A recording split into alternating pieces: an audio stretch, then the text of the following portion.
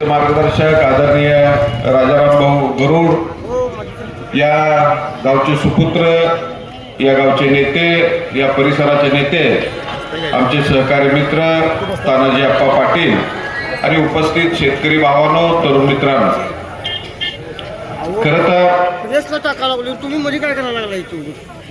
तानाजी अप्पांची आणि माझी म्हणजे माझं हे नेतृत्व कसं परोपकारी आहे किंवा सर्वांना मदत करणार आहे याची मी एक आठवण सांगतो. 2024 ला म्हणजे मी स्वाभिमानी शेतकरी संघटनेत काम करत असताना ऊस प्रश्नावरती आम्ही जिल्ह्यात पदयात्रा म्हणजे कोल्हापूर जिल्ह्यात राजू शेट्टी साहेबांनी काढली आणि सांगली जिल्ह्यात मी साधारणतः 600 किलोमीटर पायी चाललो आणि त्या पदयात्रेचा रूट आम्ही मिरज तालुक्यातनं मालगाव, एरडोली, बेळंकी करत सलगरे असा होता.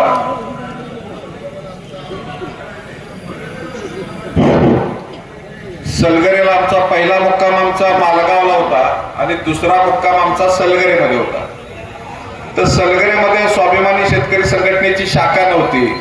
मुक्काम कुठं करायचा, मुक्काम केलो तर 50-100 लोकांना जेवण कोण देणार, हा आमच्या पुढे एक प्रश्न होता. आणि माझ्या लक्षात आलं की या गावचे नेते आहेत, त्यावेळी तसा माझा तानाजी अप्पांचा माझा जास्त संपर्क नव्हता, पण तरी मी फोन काढला आणि अप्पांना फोन केला की अप्पा असं ऊस दराच्या प्रश्नावरती आम्ही सांगली जिल्ह्यात 600 किलोमीटर पायी चालणार आहोत आणि ती पदयात्रा तुमच्या सलगरे गावातनं जाते आणि सलगरेमध्ये आमचा मुक्काम आहे आणि आमच्या जेवणाची व्यवस्था अजून झालेली आहे, तुम्ही आम्हाला सहकार्य कराल का? मी तुम्हाला सांगतो, आप्पाने अर्धा मिनिट सुद्धा वेळ लावला नाही.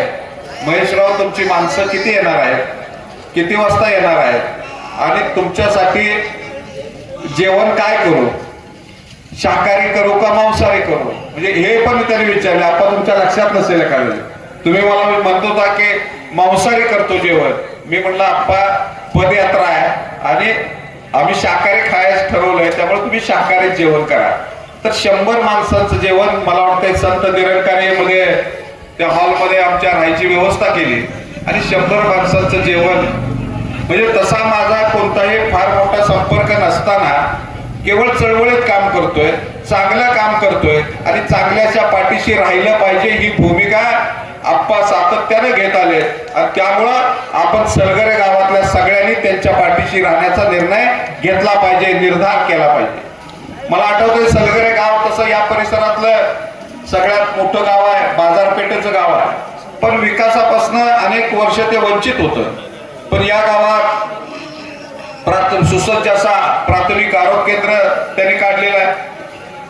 या गावची पाण्याची विहीर मी आता त्यांची विकास कामं बघत होतो, तर जवळजवळ 57 लाखाची महाराष्ट्रात कोणत्याही ग्रामपंचायतीकडे एवढी मोठी पाण्याची विहीर स्वतःच्या मालकीची राज्यात नाही, ती तुमच्या सलगऱ्यामध्ये आहे. हे सलगऱ्याचा अभिमान आहे. म्हणजे पाण्याच्या प्रश्नाला एवढी मोठी विहीर खोदायची तर 57 लाख 60 लाख बजेट आहे आणि एवढं मोठं काम त्यांच्या माध्यमातून चालू आहे. त्यांच्याशी चर्चा करत असताना त्यांनी मला सांगितलं की या गावातली कोणत्याही तरुणीचं लग्न झालं आणि ती तरुणी पहिल्यांदा माहेरी आली तर गावाच्या वतीनं तिचा माहेरवाशी म्हणून आम्ही सत्कार करतो.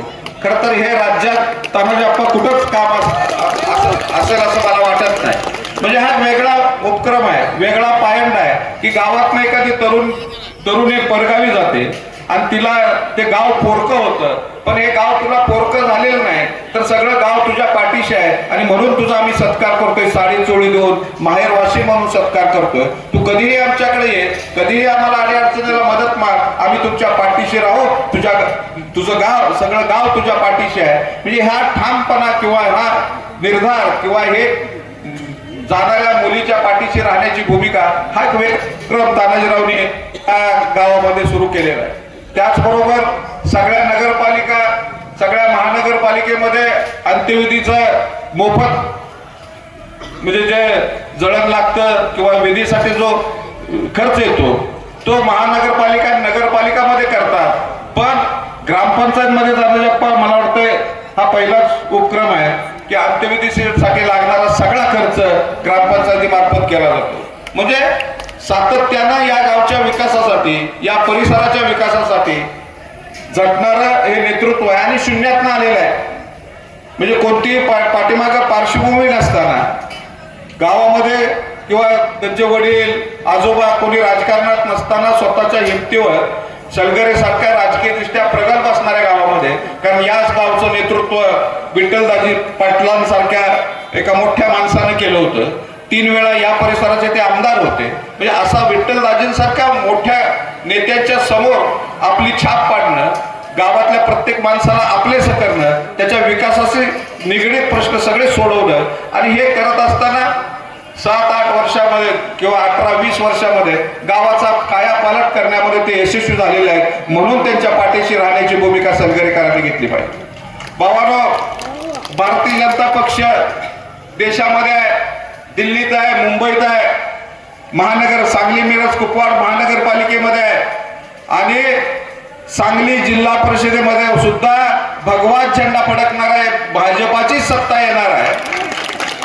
आणि विशेष बाब म्हणजे या जिल्हा परिषदेचं अध्यक्षपद महिला ओपन राखीव आहे आणि तुमच्या मतदारसंघाचं नेतृत्व सुद्धा जयश्रीताई तानाजी पाटील करतायत. त्यामुळं तुम्ही त्यांना निवडून दिलं की लाल दिवा किंवा जिल्हा परिषदेचं अध्यक्षपद ठरलेलं आहे. त्यामुळं आपलं मत एका जिल्हा परिषद सदस्याला नाही, तर आपलं मत हे जिल्हा परिषद अध्यक्षाला आहे. आपलं मत जिल्हा परिषद सदस्याला नाही, तर आपलं मत जिल्हा परिषद अध्यक्षाला आहे. ही भूमिका घेऊन आपल्याला मतदान करायचं. खरं तर भारतीय जनता म्हणजे तानाजी आपण केलेली कामं मी तुम्हाला सांगितली. म्हणजे गावच्या विकासासाठी 18-20 वर्ष ते झगडतायत, झटतायत. सगळीच कामं झाली असंही मी म्हणणार नाही, पण राहिलेली कामं या जिल्हा परिषदेच्या माध्यमातून ते यापुढच्या काळात पूर्ण करतील. पण भारतीय जनता पक्ष महिलांना दर महिन्याला 1,500 रुपये देतोय. भारतीय जनता पक्षानं शेतकऱ्यांचं वीज बिल माफ केलेलं आहे. भारतीय जनता पक्ष शेतकऱ्यांना वर्षाला 12,000 रुपये मानधन देतोय. भारतीय जनता पक्ष येत्या 30 जून पर्यंत 100% शेतकऱ्यांचं कर्ज माफ करणार आहे. भारतीय जनता पक्ष 100% शेतकऱ्यांचं कर्ज माफ करणार आहे. त्यामुळे हे मतदान म्हणजे कर्जमाफीला मतदान आहे. हे मतदान म्हणजे लाडक्या बहिणींनी दिलं जाणाऱ्या मानधनाला मतदान आहे. हे मतदान म्हणजे शेतकऱ्यांना मिळालेल्या वीज माफीबद्दल मतदान आहे. शेतकरी भावांनो, महिलांना मी विशेष करून पुन्हा एकदा सांगतो की हे सरकार परवाच केंद्र सरकारमध्ये निर्मला सीतारामन यांनी अर्थसंकल्प मांडला आणि त्या अर्थसंकल्पामध्ये त्यांनी एक नवी घोषणा केली, लखपती दीदी योजना. लखपती दीदी योजना एवढी महत्वपूर्ण योजना आहे महिलांसाठी की देशातल्या 3 कोटी महिलांना या योजनेच्या माध्यमातून लखपती करायचा संकल्प नरेंद्र मोदींनी केलेला आहे. तर ही लखपती योजना काय आहे? तर ही लखपती योजना अशी आहे की आता ज्या ज्या महिलांना दरमहा 1,50,000 रुपये मिळतात, त्या महिलांनी पापड तयार करावेत, लोणची तयार करावेत, चटणी तयार करावी, मसाले तयार करावेत, वडापावचा गाडा काढावा, भज्याचा गाडा काढावा, चहाचा गाडा काढावा. हा कोणताही व्यवसाय करायचा असेल तर त्या महिलेला 1,00,000 रुपये बिनव्याजी विना तारण, बिनव्याजी आणि विना तारण 1,00,000 रुपये सरकार देणार आहे. मग हे जर प्रत्येक महिलेनं कोणताही छोटा व्यवसाय करावा तर त्या महिलेला कोणी वडापावचा गाडा काढला, तिचं उत्पन्न सुरू होईल. कोण लोणची तयार करायला लागली, तिचं उत्पन्न सुरू होईल. कोण भज्याचा गाडा काढला, चहाचा गाडा काढला, ते उत्पन्न सुरू होईल. म्हणजे या माध्यमातून प्रत्येक महिलेचं उत्पन्न वर्षाला 1,00,000 झालंच पाहिजे. त्यासाठी सरकार बिनव्याजी कर्ज महिलांना देणार आहे. म्हणजे विरोधी पक्षातले अनेक जण म्हणतात की ही योजना बंद पडणार आहे, ही जिल्हा परिषद इलेक्शन झालं की बंद पडणार नाही. ही योजना आता बंद पडणार नाही 100%, कारण सरकार 1,00,000चं कर्ज बिनव्याजी आणि विना तारण देणार आहे। याचा अर्थ जोपर्यंत हे भारतीय जनता पक्षाचं सरकार आहे तोपर्यंत ही योजना सुरू राहणार आहे। त्यामुळे भारतीय जनता पक्षाचं सरकार टिकवायचं असेल तर जिल्हा परिषदेमध्ये सुद्धा आपल्याला भारतीय जनता पक्षाला निवडून देण्याची भूमिका घेतली पाहिजे। हे सरकार विकासाचं आहे। आम्ही हे शेतकरी संघटनेत होतो त्यावेळी या सरकारवरती टीका करत होतो, पण मी आजचं उदाहरण तुम्हाला सांगतो। मी आज सांगली जिल्ह्यामध्ये ही 6वी सभा आहे माझी, आणि 6व्या सभेच्या आम्ही सहज किलोमीटरकडे लक्ष दिलं तर 360 किलोमीटरचा प्रवास मी आज केलेला आहे। पहिली सभा माझी आरोड्यामध्ये झाली, त्यानंतर संकमध्ये म्हणजे जत पासून 50-60 किलोमीटर संक आहे, त्यानंतर तासगाव तालुक्यातलं विसापूर गाव, त्या विसापूर गावातनं मी एरडोलीला आलो, एरडोलीतनं मालगावला गेलो आणि मालगावमधनं मी सलगरेला आलो। तर आम्ही किलोमीटरकडे लक्ष दिलं तर 350 ते 360 किलोमीटर प्रवास झालाय माझा। जर हे रस्ते चांगले नसते, म्हणजे जतला जाणारा हायवे नसता, हा हायवे नसता, तर एवढा प्रवास मी 4 चाकी गाडीतनं जिल्ह्यातल्या जिल्ह्यात करू शकलो नसतो। कारण रस्ते म्हणजे भाजप आणि भाजप म्हणजे रस्ते। रस्त्यांचा विकास भाजपनंच केला। शेतकऱ्यांना 12,000 रुपये द्यायची भूमिका भाजपनंच घेतली, महिलांना 1,500 रुपये द्यायची भूमिका भाजपनंच घेतली। शेतकऱ्यांची कर्जमाफी आता करणार आहे भारतीय जनता पक्षाचं सरकार। एवढं जर भारतीय जनता पक्षाचं सरकार करत असेल तर त्या भारतीय जनता पक्षाच्या उमेदवारांना मतदान करणं हे आपलं नैतिक कर्तव्य ठरतं। बरं, मतदान कुणाला करायचं आहे तर तानाजी आप्पा जयश्रीताई म्हणजे तानाजी आप्पा म्हणजे जयश्रीताई। जो माणूस गेले 20 वर्ष सलगरेच्या विकासासाठी या परिसरासाठी झटतोय, संघर्ष करतोय, लढतोय आणि त्या माध्यमातून विकासाची गंगा या परिसरामध्ये आणतोय। आता मी त्यांचा वचननामा बघत होतो, त्याने नियोजित मंदिराचा एक स्ट्रक्चर किंवा आराखडा टाकलेला आहे। हे मला वाटतं 11 कोटीचं आहे ना तानाप्पा, म्हणजे 11 कोटीचं दगडी मंदिर सलगऱ्यात होणं म्हणजे त्या मंदिरामध्ये हा सगळा परिसर दर्शनासाठी आला तर तुमच्या गावामध्ये आणखी व्यवसाय वाढेल। लोक तीर्थक्षेत्र म्हणून, दर्शन म्हणून या परिसरामध्ये येतील आणि त्यामुळं सलगरेचा आणखी विकास होईल। म्हणजे ह्याला व्हिजन लागतं, दृष्टी लागते, आणि ते व्हिजन आणि ती दृष्टी तानाजी आप्पांच्याकडे आहे। म्हणून माझं तुम्हाला पुन्हा एकदा सगळ्यांना कळकळीचं आव्हान आहे की विकासाची दृष्टी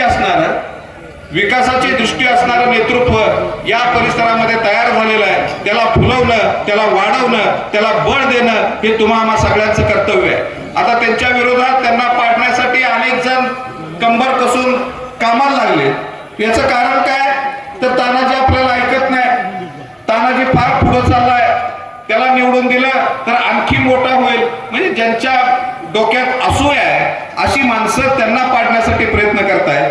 तर माझं मत आहे की जर भारतीय जनता पक्ष गल्लीपासून दिल्लीपर्यंत असेल तर सलगरे आणि परिसरामध्ये तो का असू नये ही भूमिका आपल्याला घेता आली पाहिजे आणि ती तुम्ही घ्यावी अशा पद्धतीचं आव्हान या निमित्तानं करतो। कमळाचं चिन्ह म्हणजे या परिसरामध्ये जिल्हा परिषदेला तुम्हाला एक मतदान करायचं आहे। एकाच मशीनवरती दोन कमळाची बटणं आहेत, ते वरती आणि खालती, ते तुम्ही दाबून त्यांना प्रचंड मताने विजयी करा अशा पद्धतीचं आवाहन करतो। थांबतो। जय हिंद, जय महाराष्ट्र।